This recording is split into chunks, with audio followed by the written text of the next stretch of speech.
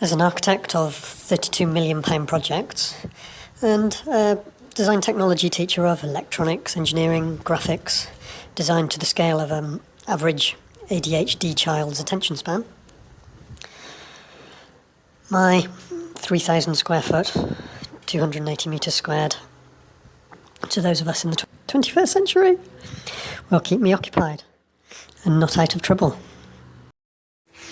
My trade and craft skills have been hugely useful in getting me through 7 years of university. I'm an architect, technical based, as well as front-end design work, but really specialise in the maître d'œuvre end of things rather than the pretty concept pictures.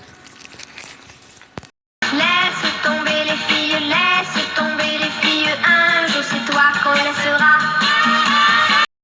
Vagabond is the lifestyle of the Belle Epoque era, the foundation of Aix-les-Bains. Laisse tomber les filles, laisse tomber les filles, un jour c'est toi qui pleureras. You need an escape from off-grid living, while a vagabond has constant reminders of society's norms.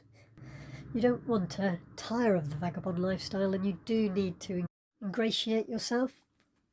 Socialising is a pleasure and needn't be craved, even if it's sometimes rarely missed.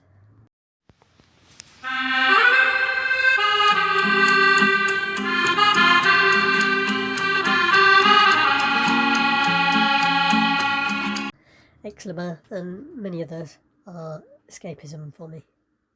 Get into a social headspace. As an off-grid vagabond,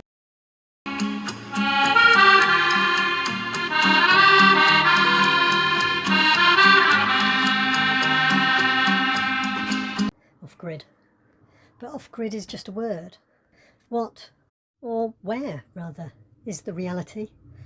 If you're off-grid in solar-rich New Mexico dry, you're constantly attired for clickbait, communal living on the fringes of the mobile home parks and their hookups.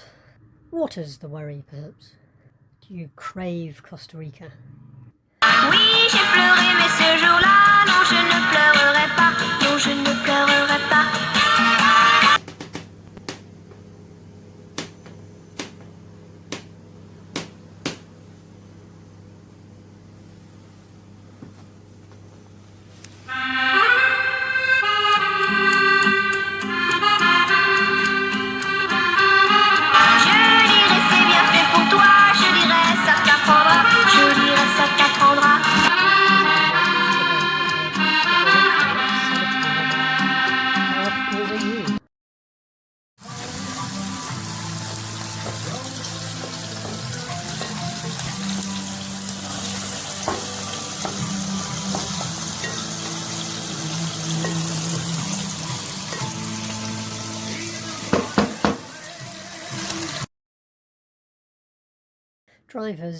Professional drivers go tramping, sleeping in the cab for months on end, even doing seasonal work, following the seasons migrating. Off-grid is inevitably a vagabond lifestyle without travelling, and sensibly ameliorated to a greater or less extent. It's a freedom like mortgage-free, but open to ridicule.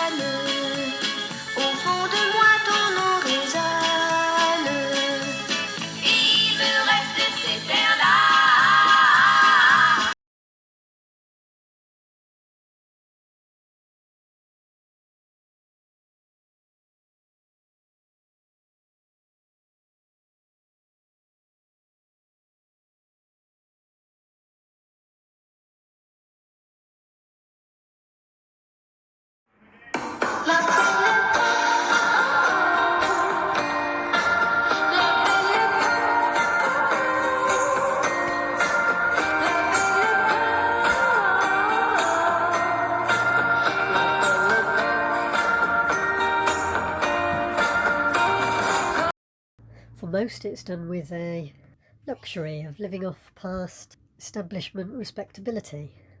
What I mean by that? A bank account needs a registered address, not a field hedgerow box. Seasonal temporary accommodation can help with that, but it's not usually accepted.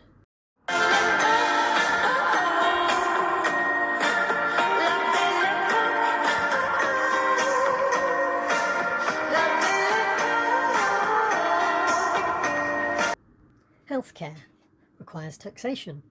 If you're not taxed for something, you're going to find it difficult to access the healthcare system. You're young and fit, you say, but taxation requires recognition and acceptance into the norms of society. I'm sorry, we don't accept applications from 18th century lifestyles. Car and insurance requires all these things, and a roller coaster of superstition, control, technique, fingers crossed. Costs, cash, requires work. Finding work. Internet at cafes is costly. And libraries, it's so time consuming, it inevitably ends up raising concerns about you and your lifestyle. The vagabond doesn't need to be stinking out the library for them to have concerns and pass them on to the police.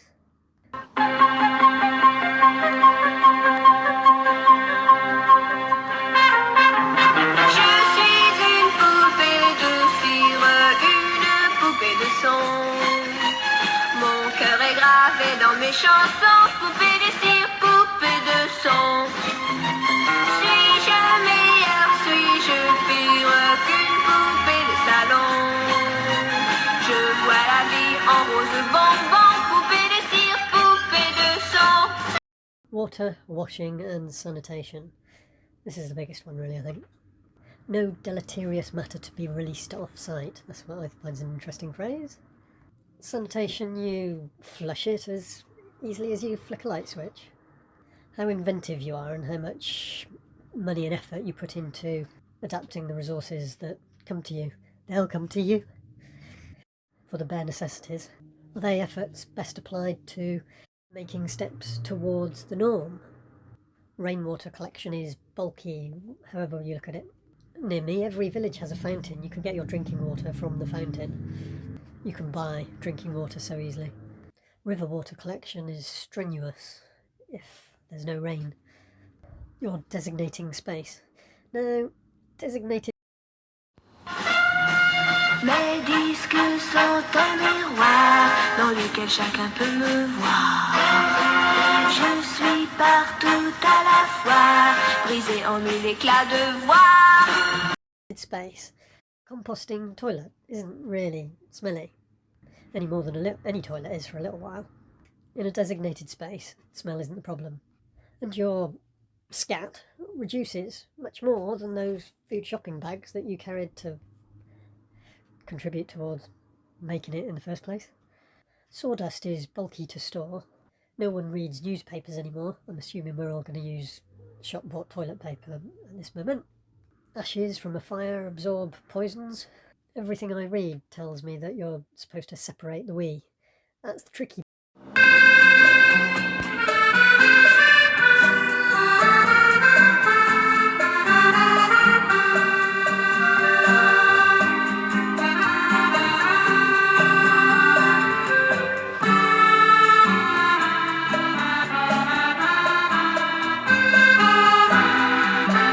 Vagabond is the lifestyle of the Belle Epoque era, the foundation of Aix-les-Bains.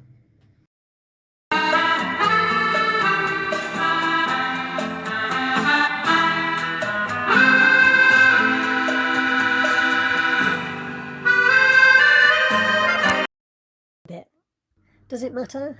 Through limited research, it does seem to speed up the decomposition. But are we supposedly fertile? Eliza. But the dilution levels for irrigation are just to trace elements. You can store it in plastic bottles, discharge straight into the plastic bottle. But what to do with the wee? Urine. Ammonia is an acid, is it? It smells. And when it's hot, it really smells. Not in the plastic bottles, however you dispose of it.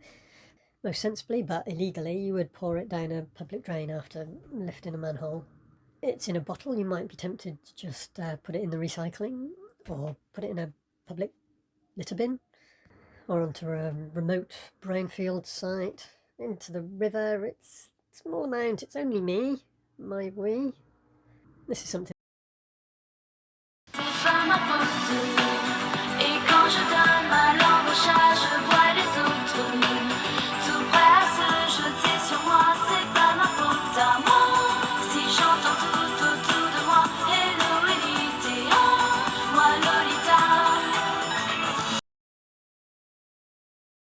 That children at school could really become social outcast stigma with, isn't it, really? But a composting toilet produces earth. You can grow vegetables in it. They taste very nice, but it does somewhat rule out dinner parties. If you sell it at a market stall, do you tell customers it's provenance? Customers like to know the provenance of their foodstuffs these days. The potager is time consuming. I'll say it's a hobby, but I know that it does pay for holidays doing a tour of a region's market, a neighbouring region as well. Summer in the south of France, following the markets of Provence with your produce. Should I get evangelical about it? Me champagne, love me insane. Flowers and chocolate in the color that matches my bonnet. Oh, no, it's not a test, only the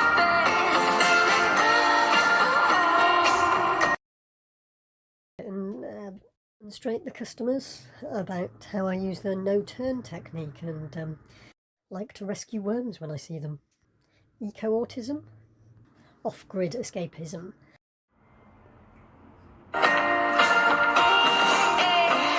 Planes with my name and dinner at restaurant Le Moïse.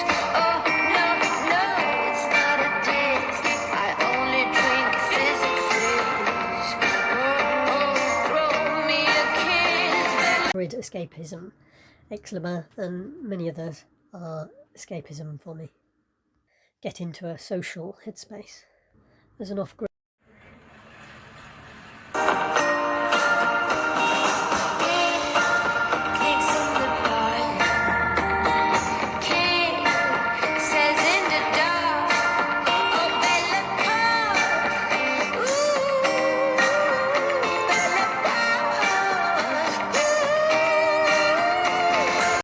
vagabond, I have an acceptance of a kind of loneliness, set apart from convention, outside of exploitative financial system, and have learned to live with a constant 6 degrees C inside when it's -10 outside, mainly down to an inadequate electric supply, a budgeting of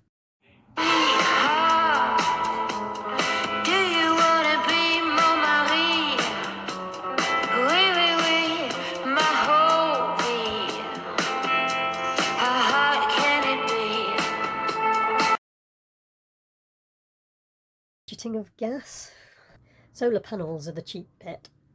If you've got enough of them now in cloudy conditions, even you can have good electricity for the evening. It's the batteries, the lithium batteries, that are the expensive bit. The system you need for off-grid. The solar and the batteries are like paying for half a lifetime's worth of electricity all at once. You don't have to worry about it too much after that. But you do have to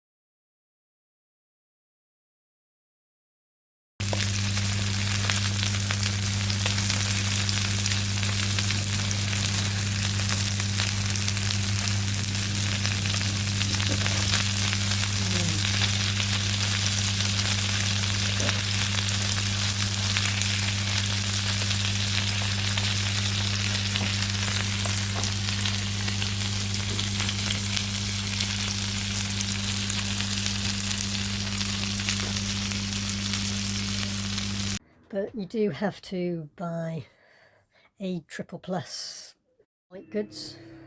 Fridge, freezer, washing machine. You have to buy the best incrementally, and in between times be satisfied with camping quality. Low power items, which they must have in America, really. They're only 110 volt, not 240, aren't they? But here I'm talking about DC rather than AC. You spread your energy versatility, you go and buy camping gas bottles, which is what everyone does in this area actually. You don't get town gas in the Alps. Gas is a backup to your electricity. Generally, off-grid, need overrides want. These escape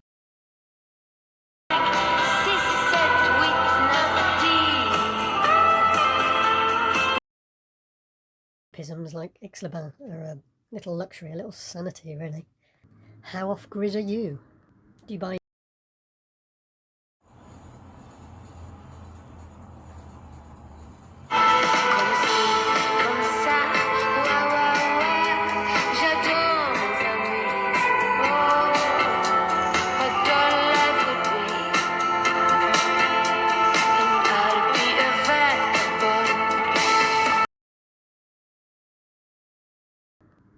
tinned goods to avoid the trek into the supermarket on a daily basis for fresh?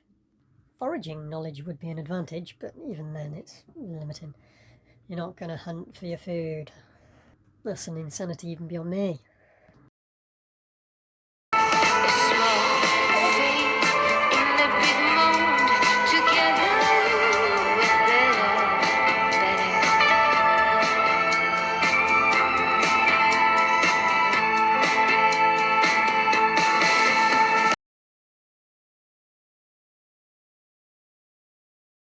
Work. Do you take it on when it goes begging? When the economy decides for you? Should you let the economy, the ebbs and flows of the economy, decide when you work for funds? Or when you play with your own project? Yeah. Scrounging for